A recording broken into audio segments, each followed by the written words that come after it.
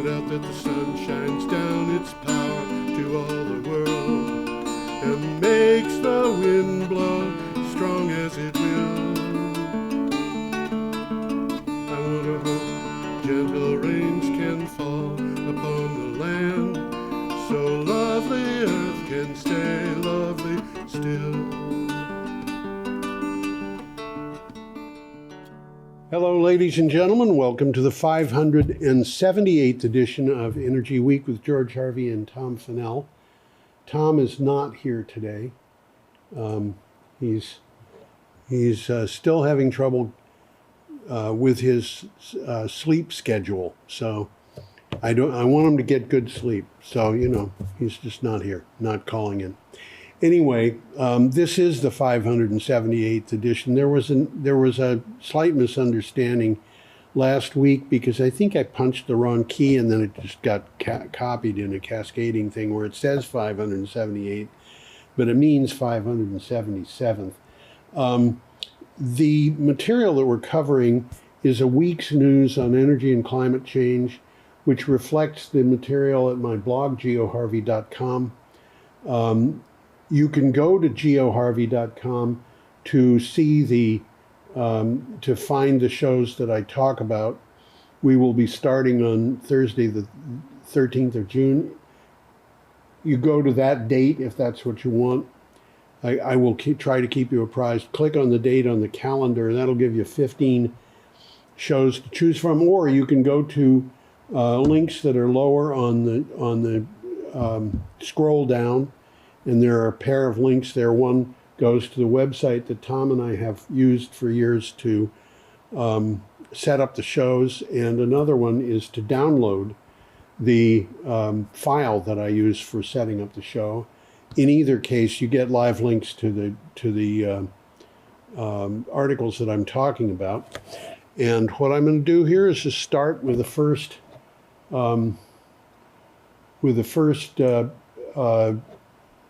article. This comes from Renews. Renews, by the way, is a website that has subscription articles, but it also has short articles that are free. And I use those articles. They're easy to access. They're well written. They tend to be pretty accurate, but they're short. So, you can read the article in 2 minutes or 3 minutes. The title here is DTEK, D-T-E-K, GE Vernova sign wind power MOU. And the synopsis is DTEK Group announced that it signed a memorandum of understanding, which is an MOU, with GE Vernova to work on wind power projects in Ukraine and the European Union. They will also explore modernizing Ukraine's electricity grid to enhance reliability, minimize energy losses, and create a more flexible, future-proofed network.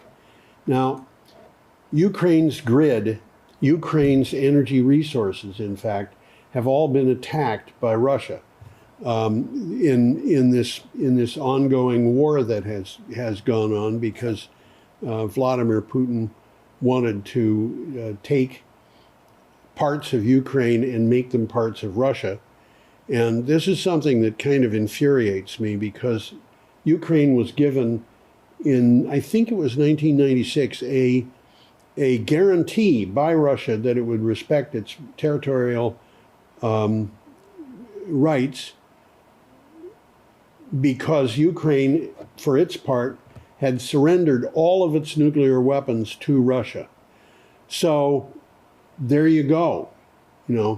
If you can't defend yourself, Vladimir Putin will have an ability to take over some of your territory. And of course, when he did, the Ukrainians very successfully drove the Russians out of all of the territory that they got in the northern part of the country. Now they're fighting in the southern part and in the eastern part, which is a little bit more open territory. But it's been going on for a long time. And the Russians, in order to weaken Ukraine, have been bombing, sending missiles at Ukrainian generating facilities and anything else that has to do with energy. So, yeah, They're trying to get Ukraine back on its feet. Anyway, our next item is from Clean Technica, and in this case, we've got a photograph of a bean harvest going on. This is beans being harvested from under solar panels, and this is another example of agrivoltaics, it's called. The title is U.S. DOE welcomes new round of innovative leaders to peer learning cohorts on emerging clean energy strategies. And that's a fairly long title, but it tells you what's going on. The United States Department of Energy announced a new round of leaders from 45 entities that will collaborate on common clean energy opportunities and challenges through the Clean Energy to Communities Programs peer learning cohorts. Basically, what they're trying to do is look at opportunities that can be taken along with clean energy, and agrivoltaics is a good opportunity because you can grow crops under the solar panels. Excuse me. In some cases, and one case that I read about from Fraunhofer Institute in Germany, the agricultural crops for plants grown under solar panels actually increase by impressive amounts. In the case of tomatoes, Fraunhofer Institute had a 105% increase. So the crops grown under solar panels produced over twice as much fruit as the ones grown right next to them out in the open. And this is of course an opportunity to it is an opportunity to produce more on the same land. So a farmer would get, if he's got a good crop, and there are a lot of crops that are really well suited to this. In Vermont, we see farmers combining solar panels with sheep grazing, and the solar panels do not decrease the yield from the sheep. The grasses that are used for grazing for sheep very often grow just as well under solar panels as they do in full sun. A lot of plants prefer partial shade. So this is an opportunity for farmers who are otherwise pretty hard pressed. I've never thought of farming as anything but a difficult way to make a living. But they can be pretty hard pressed. But with the addition of solar panels, at least they get paid for the electricity they produce, and if they do it right, they can increase their agricultural yield too, which guarantees that we will continue to have farmers. Vermont has lost a lot of farmers. Okay, our next piece is from Renews, and here we have a wind farm. That wind farm, I believe, is in Texas, and I think it is the wind farm that is subject to it's the wind farm that is dealt with in the article. The title is Ørsted starts up 518 megawatt Texas hybrid. Ørsted achieved full commercial operation at the Helena Energy Center, a 518 megawatt combined wind and solar project in Texas. The Helena Energy Center in B County comprises the 268 megawatt Helena wind farm and the 250 megawatt Sparta solar farm. It has secured contracts with multiple corporate off-takers. I want to point out this is and I'm going to leave this picture up for a few seconds. This is a combination of agriculture and wind power, and it's just a normal thing in much of the United States. Cattle are not usually combined with solar because you have to have special mounts for the solar panels, otherwise the cattle will push them over. And goats are not usually combined with solar power because the goats will try to get up on the panels. Sheep are pretty good. Anyway, that is that. Now, we're up to Friday, June 14th, and we have a picture of weather. That is not weather, it is weather. And this is from One Green Planet. And we'll see more weather later in the show. Florida meteorologists integrate climate change insights into weather forecasts. This one surprised me. Jeff Berardelli, chief meteorologist at WFLA TV in Tampa, dedicates the Berardelli Bonus, a daily segment, to discuss climate-related topics. His approach reflects a broader movement among meteorologists to put contexts for weather patterns. And this is something that I think is probably being done more and more in various places, including not just Florida, but other places. There is still climate denial going on. And apparently the government of Florida, under the leadership of Governor DeSantis, is doing that. But, you know, the fact is that the last 10 years are the 10 hottest years ever. In each of the last 12 months, the month that we just passed through was the warmest that month had ever experienced in recorded history, which goes back to the 19th century. And there is a trend there. So it seems kind of pointless to deny it. And at some point, the government of Florida is going to be led by somebody who accepts that. Oh, here's another article, which is kind of fun. This is from Clean Technica. Let me put the picture up. That is not a model. That's not a little drone somebody let off with his hand. It looks like it. It is an Archer Midnight, which is an actual aircraft that can carry people, and is the object of this particular article. And I think that picture is fuzzy because it was probably taken as a screenshot. Anyway, the title is Archer Completes Midnight's Transition Flight.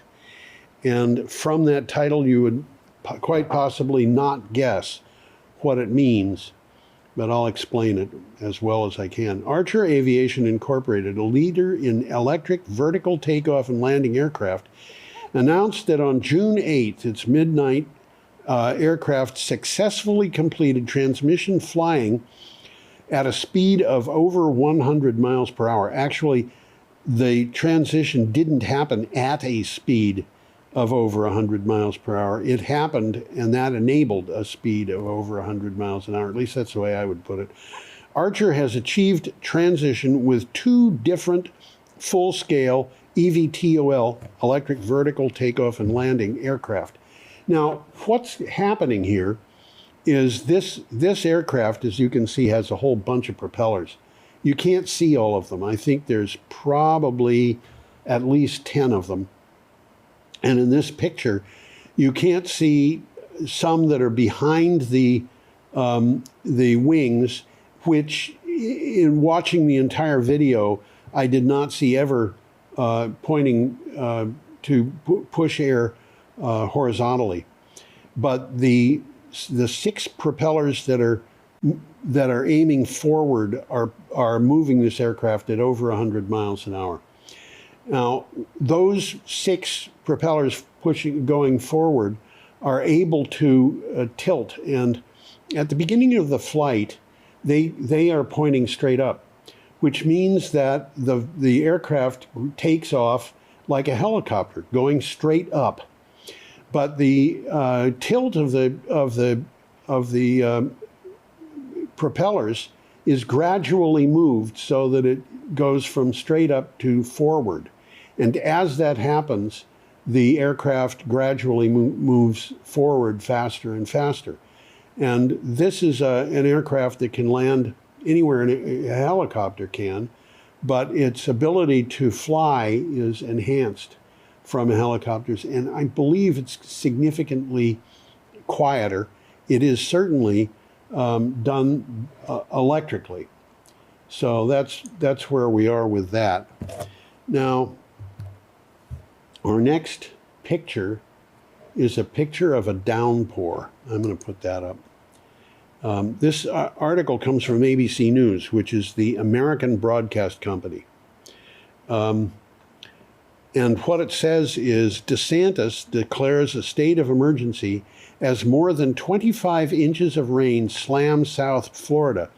Now, this was 25 inches of rain in one day. Over 2 feet of rain is inundating South Florida, flooding neighborhoods, canceling flights, shutting down roads, and forcing residents to evacuate their homes. A flood watch is in effect until Friday evening as more rain is expected. I never got a really good understanding of how much rain fell, but the rain was just falling all week. This article talked about 25 inches of rain in 24 hours, but I think there were at least 6 or 7 inches of rain after that. So Governor DeSantis, who just took the state through a thing of saying that climate change was not going to be mentioned in documents, and he was going to shut down offshore wind and so forth. He had to declare a state of emergency, and okay, I'm not going to comment on that. Our next article, we are up to Saturday, June 15th, and the next article is from the UBJ, and that is a publication I don't know much about. I don't know anything about. Offshore wind farm is the picture, and the title is Surging Renewables Push French Energy Prices Negative, Shutting Down Nuclear Plants. Okay, French energy prices recently plunged into negative territory, reaching a 4-year low negative price of negative 5.76 euros per megawatt hour. So if you want to sell electricity that you've got, you're going to have to pay people 5.76 euros per megawatt hour to take it off. That's going to be a little over $6. In an EPEX spot auction, according to Bloomberg, the surplus in renewable power led to some French power plants going offline. At least 6 French nuclear plants went offline because the price of power went negative, and the people who are running those plants don't want to have to pay people to take the electricity they're producing. They're producing a lot of electricity.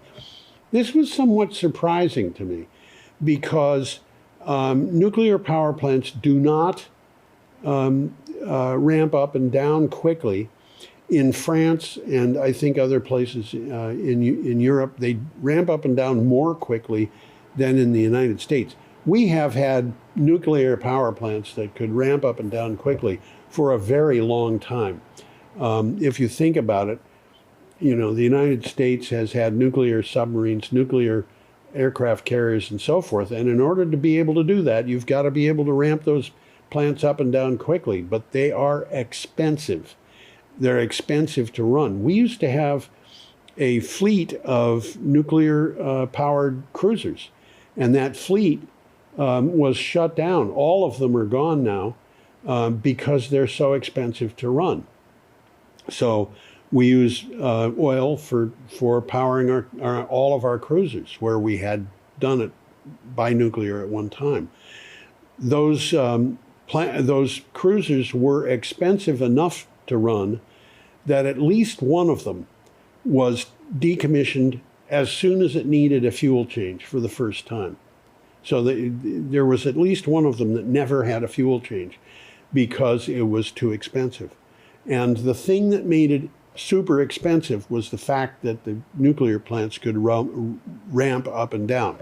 The French have the ability to do that better than we do, in the United States, but it is it's far easier to do it with renewable power. So I was a little surprised that they were shutting down nuclear power plants instead of telling the owners of wind farms and solar panels that they had to curtail their output. Okay, our next item is from ABC News. I'm sorry. Yes, it is from ABC News. And the picture here, the picture is a picture of Joshua trees. And the title of the article is Extra Moisture on the West Coast Allowing Climate-Sensitive Joshua Trees to Recover. According to experts, populations of the iconic Joshua tree may be showing signs of recovery after several rounds of atmospheric rivers drenched the West, including the deserts in California and Colorado, with record amounts of rain over the past year and a half. The Joshua trees have been in trouble. And I think what I read, as I recall, was that 100,000 of them probably had died because of drought during the 21st century. Well, this round of atmospheric rivers temporarily ended a drought that had been going on for most of the century, on and off, and had been killing plants in desert areas. But now the seeds are sprouting. New Joshua trees are on their way. And these old Joshua trees are getting back into a healthy condition. So we can hope that that goes on. It's hard to imagine that it will be a permanent thing to have them in good health. Anyway, our next item is from Clean Technica, and the title is Big Oil and Big Corn Sue EPA over Exhaust Emissions Rule. Now, let me put that up. The EPA exhaust emissions rule is decreasing the amount of oil and corn ethanol that is used in cars because it's pushing higher gas mileage and electric cars that don't use gas at all. Let me read this synopsis here. Big Oil has banded together with Big Corn and the nation's auto dealers to sue the EPA because it has enacted stricter emission standards designed to keep Americans from breathing the crud that spews forth from the tailpipes of cars powered by infernal combustion engines. I think the person who wrote this article doesn't like internal combustion engines. Anyway, that picture, brought to you by Big Oil, has on it a map of the United States, as you can see. I'll put it back up, with temperatures in various places. These are not temperatures that all occurred simultaneously. They are high temperatures that have occurred during a period. And I don't know how long that period was. But you can see that they're high, they're hot, it's hot. Vermont right now is hot, but it's not hot the way these Western temperatures are, or temperatures in the Midwest. I will point out that, and I've said this many times, MIT studies from other places. The MIT study had the lowest number of fatalities of the studies that I've seen.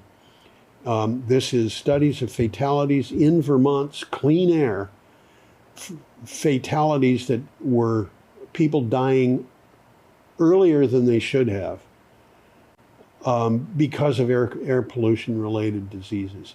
And that includes any disease that could be related to air pollution, including lung cancer, emphysema, cardiovascular problems, possibly liver cancer and things like that.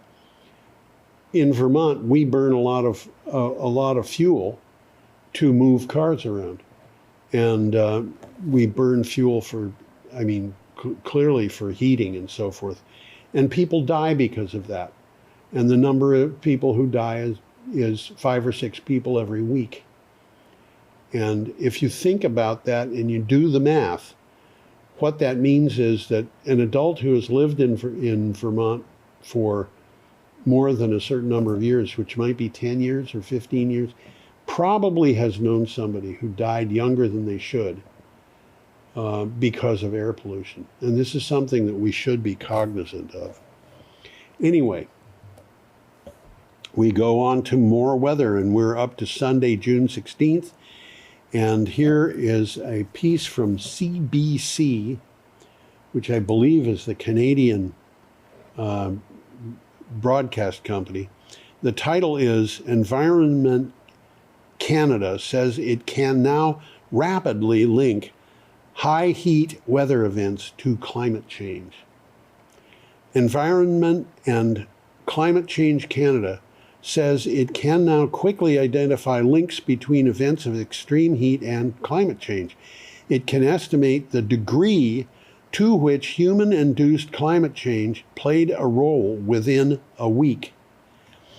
In other words, they can find the attribution to with the percentage of the likelihood that it was human-induced climate change, and they can find that percentage within a week. Now, when I first started this show, I don't think attribution science had really come to a point where people were thinking about it very much. But as I studied attribution science to see how it was working, I could see that it is when Hurricane Harvey hit Houston, there were areas that were not even in 500-year flood zones, but they got flooded. There were people who were flooded out of houses that were not in 500-year flood zones or any kind of flood zone. And that tells you that there's something very unusual going on. Attribution science can look at that condition where the flood zone is no prediction could have been made that that house was going to be flooded during a coming year based on history. They can look at that and they can say, we can see that rain would have come, but without climate change, the temperature of the Gulf of Mexico would have been lower. The temperature of the air would have been lower. The amount of water that could be held by the air would have been lower. The amount of water that evaporated into the air from the Gulf would have been lower. And that combination means that a certain amount of water was dumped in rain that would not have been dumped without climate change. And so it is possible to make a link of that nature for rain. Well, now they're doing it for heat as well. And this kind of science will almost certainly get more and more accurate as time goes by. Okay. The next picture that we have, I love this one. Okay, the next picture, I put a title on that. This is a Ford image. It's obviously, I think, a model who has been hired to work on the car. My guess is that if she knows anything about being a mechanic, I notice that she's wearing safety goggles. But if she knows anything about being a mechanic, she would not let her out-of-control hair take chances on dropping into the engine. So I put the title Mechanic with Uncontrolled Hair on this. This is from Clean Technica. And the title of this particular article is NRDC Report, Clean Cars Drive Benefits for Health and Wallets. Okay, the clean air policies of the Biden administration will deliver unprecedented benefits to the American people, which will include billions of dollars in savings, more vehicle options, and less pollution. A new report from the NRDC, which is the National Natural Resources Defense Council, shows. Yeah, I had a friend once who was a woman who had hair that length, and she operated an offset printing press, offset lithography, and her hair got caught in the rollers that brought the ink. They were called transfer rollers, that took the ink from the ink fountain and brought it down to the plate. And her hair got sucked into the press, and she was almost at a point where the hair would have been pulled out by its roots, but she had the presence of mind to just hit the switch to turn the press off. And then she was able to extract her hair without too much damage, but it took her 3 days of washing that hair to get the ink out of it. Offset printer's ink it's viscous like tar. So anyway, if you have hair that's, lovely waist-length hair like that, probably you should keep it out of car engines and printing presses. Our next item comes from ABC News. This is American Broadcast Company. And the picture just says weather. Again, this is my caption. The title of the article is Severe Weather Hits Northern Plains as Major Heat Wave Set to Move Across Country. A flood watch continues in South Florida as showers are expected after flooding. Thunderstorms are hitting the northern plains, bringing a risk of tornadoes. Let me put that picture up so you can see it. A severe heat wave is underway in the southwest. Another heat wave is coming to the northeast. We've got severe weather in this country. I really like that picture. It reminds me of exciting thunderstorms that I have seen. I always liked thunderstorms until a day came that I got hit by lightning, and that explains most of my bad behavior, I think. I'll blame it on something else. Okay, we are up to Monday, June 17th. By the way, I did get hit by lightning.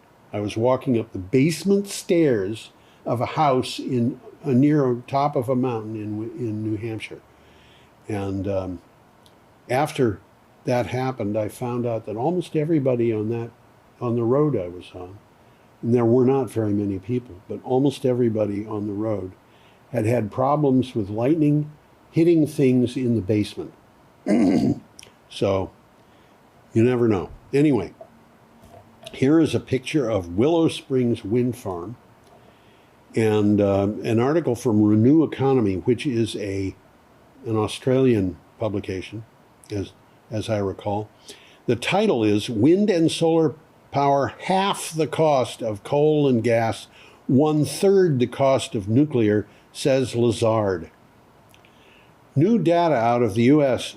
has confirmed that large-scale wind and solar are significantly cheaper sources of electricity generation than coal and gas. They even undercut fossil fuels on price with the addition of energy storage in some cases. Now, this is data that came from the U.S., but it's data that was based on prices all over the world. And Lazard is one of a very few sources of information that I regard as pretty reliable in this respect. When I first started doing my blog, I found that there were organizations that said solar power is too expensive, it'll never compete. And there were other organizations, news media, that said solar power is getting more and more inexpensive, and one day, soon, it will be able to compete successfully with fossil fuels. And those two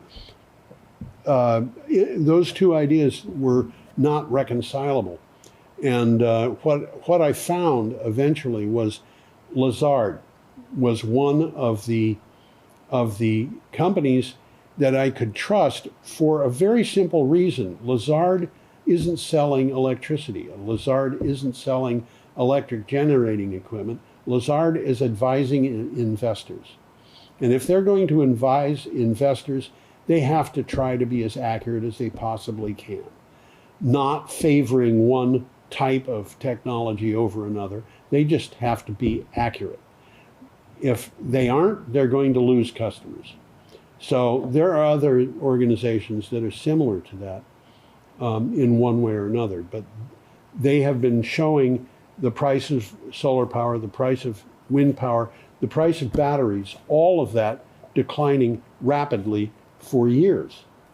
And so when I'm looking at prices from various places, I've always got Lazard's prices in the back of my mind. And basically what they said here, solar power, wind power, is cheaper than sources of electricity that require burning fuel or using uranium or other nuclear products. So we'll go on, I guess. Our next item is from the BBC, and we have a picture of Spanish wind turbines. And of course, this territory that we're looking at had windmills on it in the not very distant past, a couple of hundred years ago. There were a lot of still are a lot of windmills in Spain, just like there are in the Netherlands. The title of this article is "Too Much of a Good Thing?" ? In Spain, green energy can exceed demand. Well, this is very similar to what we had seen about France a couple of minutes ago, where nuclear power plants were being curtailed because of large production from wind turbines and solar fields. The synopsis says Spain's total wind generation capacity, its prime renewable resource in recent years, has doubled since 2008. Solar energy capacity, meanwhile, has increased by a factor of 8 over the same period. But there are concerns that there are times when the supply exceeds demand. One of the tricks of organizing an energy grid, electric grid, is that you have to match the supply and the demand. And this, by the way, is a reason why renewable energy, wind and solar with batteries, is better than fossil fuels and nuclear, I will maintain. People say the sun doesn't always shine. I like to say after that, the moon doesn't always blow. It's the wind doesn't always blow. But the point is, renewable energy is not always there. So you need some kind of backup. There are ways that you can develop by overproduction, where you could actually have a grid that was running exclusively on wind and solar. But you cannot run a grid exclusively on baseload power. Why? Because baseload power, by its very definition, the definition of baseload is that it is the minimum load that will be required on that grid in over a period of time. It is not the maximum load, it is the minimum load. And that means if the load exceeds the minimum over the period of time, which for a baseload power plant might be 40 years, if the load is in excess of the minimum load that you expect, that difference has to be made up by something other than baseload power. So that's just the flip side of a coin. And the point is, you have to be able to deal with whatever energy you've got. And if you've got too much, that means you've got to either find a way to use the energy, or you've got to curtail plants, as happened in France, where they shut down nuclear power plants. Okay, our next item is from ABC News, and we're back to the heat wave. Potentially deadly heat wave envelops most of the nation. More than 55,000 people across the nation were under an alert for extreme heat on Sunday That's last Sunday. And through most of the week ahead, as temperatures are forecast to hit triple digits in some parts of the country, actually a lot of parts of the country. An excess heat watch was issued Sunday for parts of New England. Yeah, well, it's here today. So, have a cool day. That's all I can tell you. The next item this is a picture of a Vermont lighthouse, a lighthouse on Lake Champlain, and this is from Vermont Public. Public what? Well, it used to be Vermont Public Radio, but it's more than just public radio now. The title of the article is Clean Energy Mandate for Vermont Utilities Becomes Law After Democrats Override Veto. Lawmakers overrode a veto of Vermont's renewable energy standard.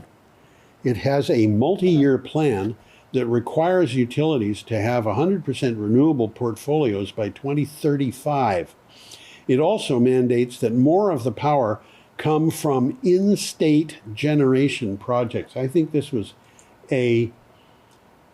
both of these are really good ideas. And, there's been a lot of fighting against in-state generation. And I'm sorry, I could go into a half-hour-long diatribe about that. I'm not going to do it, but we need to have in-state resources, and the more that we have, the better off we are, and that includes distributed power, which means we should be pushing rooftop solar power and things like that, small solar power, but a lot of things. And there's been a lot of hostility against wind power. I'm not going to go into it. I'm going to lay off on that some other time. I've done it in the past. Okay. Our next piece comes from Renews. And the picture here is a picture of a substation installation. And that thing that's hanging from the crane, it's almost unbelievable that crane is going to move it over to that pier that is sticking up out of the water, and it'll get bolted on. But it's 4 or 5 stories tall. It's the size of I'm going to say a smallish apartment building. The title of this article is $20 billion for European offshore wind substations.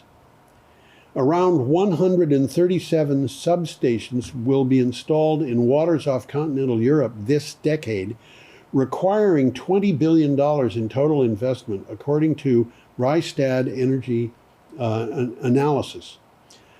Offshore substations are particularly beneficial for projects over 200 megawatts in capacity, and for projects located more than 15 kilometers from shore. Now, 15 kilometers is about 9 miles, as I recall.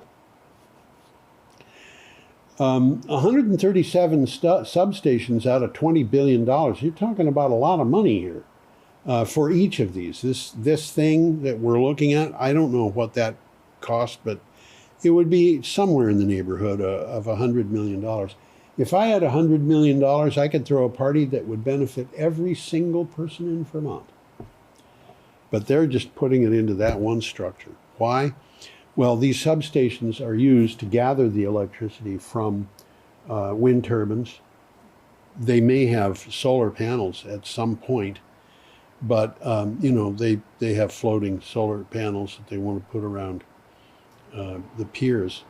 But the substations gather that electricity and then transmit it as DC power to shore, and that helps balance things and keep things going. And there's going to be a lot of them. Okay, we have an article now from ABC News. A picture of a train. That is a BNSF train, which is relevant because this is, well, you'll hear. The title is Judge Orders Railway to Pay Washington Tribe Nearly $400 million for Trespassing with Oil Trains. I think an Indian tribe in the Northwest could probably do a lot of good with $400 million. Me, I'd blow it on a party. They, I don't think, are going to do that. BNSF Railway must pay nearly $400 million to a Washington state Native American tribe. A federal judge had found that the company intentionally trespassed by running 100-car trains carrying crude oil across the tribe's reservation repeatedly. Now, the way that this could happen was they had the tracks running across the reservation's land, and they had an agreement that they would run trains with 25 cars across the reservation's land at a maximum of one per day, and they were running 100-car trains across. Now, you don't have to look very far to find out what happens when these trains derail and the oil in them catches fire. It makes an unbelievable mess. And in some cases, a lot of people die. So the people in the tribe were very upset, and I really hope that they can do good stuff with the money they're getting from that judgment. It'll be a while before they get it, if they get it, because there's going to be appeals for sure. Okay, we are up to Wednesday, the 19th of June, and we have a picture here of a graph. I'm going to put it up, and this article is from Clean Technica. The title is Solar PV Installations Will Reach Up to 660 Gigawatts in 2024. And I want to point out that is not solar generating capacity. That is the installations. And here, what you see is worldwide PV installations. And this is the graph. I feel like it's almost deceptive because it's got that wavy line running through the middle. The wavy line uses the growth rates, which are in the represented on the right side of the graph. So the growth rate went up to about 85% in 2023. And early in 2024, they're projecting a growth rate of closer to 40%. But the bars use the scale on the left side, and that is the number of gigawatts of growth that are put in during that year. And what this says is global PV installations will be 600 to 660 gigawatts DC in 2024, says an analysis from PV expert Bernreuter Research. Quote, once market participants come to the conclusion that the crash in solar module price has reached its bottom, demand will accelerate. And this is according to Johannes Bernreuter. Now, we're seeing a pretty respectable growth in solar power going in, and this is the rate of growth. And there was an interesting article that came about the same day in which the author was comparing the sale of fossil fuels versus the sale of wind turbines and solar power and stuff like that. And he pointed out that this is an entirely different thing. When you're talking about selling fuel, you're talking about selling something that is consumed. But when you're talking about selling renewable energy generating capacity, you're talking about something that is ongoing. And they really are not a very good compare. This growth in capacity additions is really impressive and important.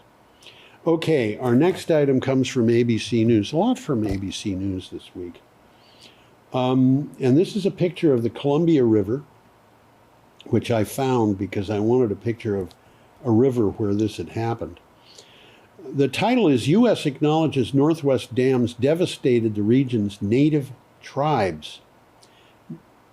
The U.S. government acknowledged for the first time the harmful role it had played over the past century in building and operating dams in the Pacific Northwest.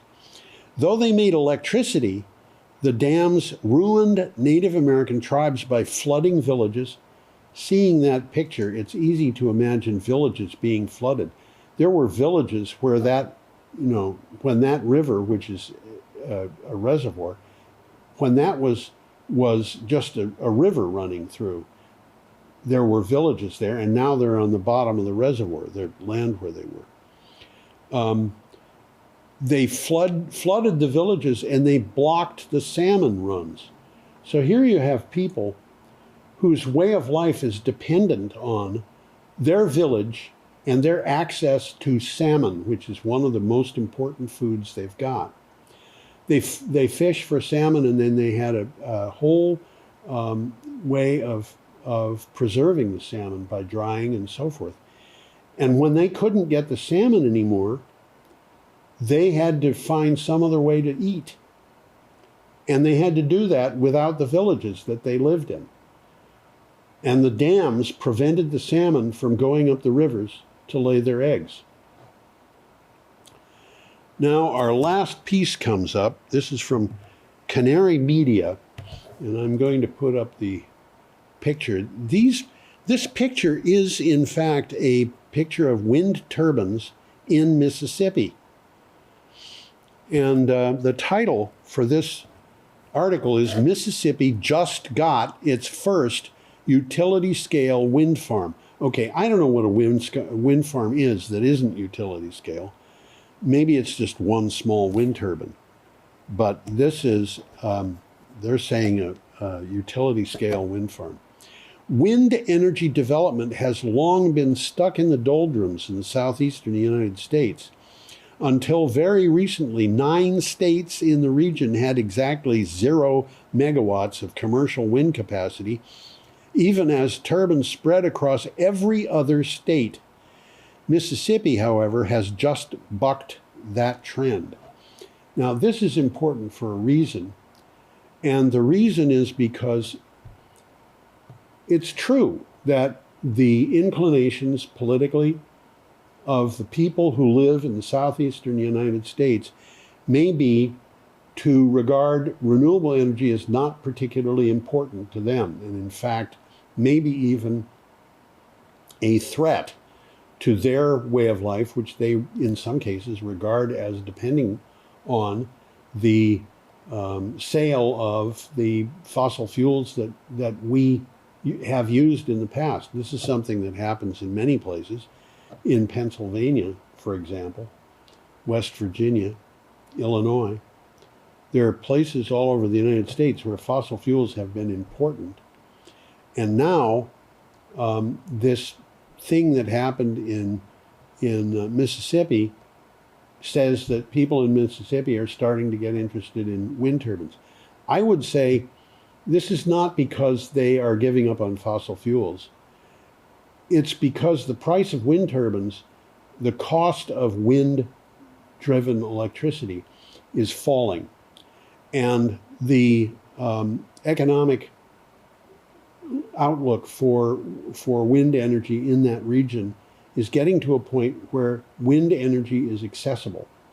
In the past, because the winds in that part of the United States are relatively slow, it was economically not feasible to get a lot of activity from wind farms. But now, as wind farms are, the wind turbines are getting more efficient,